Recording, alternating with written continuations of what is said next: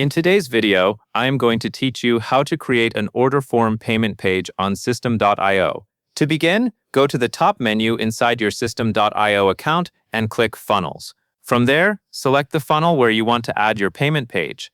This is important because the order form needs to live inside the correct funnel, so it connects properly with the rest of your sales process. Once you are inside the funnel, look over to the left-hand column where your funnel steps are listed. At the bottom of that column, click the Create Step button. This is where you add a new page to your funnel. Now enter a name for the page. A simple name like Checkout Page works well because it makes the step easy to identify later, especially if your funnel has several pages in it. After naming the page, open the Type drop-down menu and choose Order Form. This tells System.io that you are creating a payment page rather than a regular opt-in or sales page.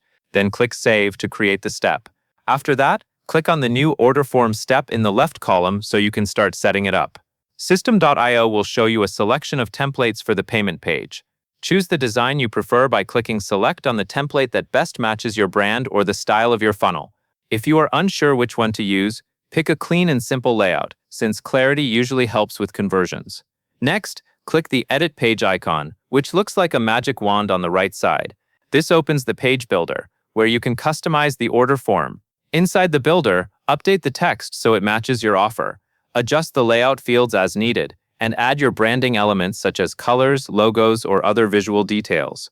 The goal here is to make the page feel consistent with the rest of your funnel, while keeping it clear and easy for customers to complete their purchase. When you are finished making your changes, click Save Changes in the top right corner. This makes sure all of your edits are stored properly.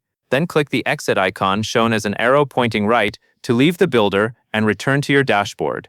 At that point, your order form payment page has been created and customized inside your funnel. That covers everything you need to know.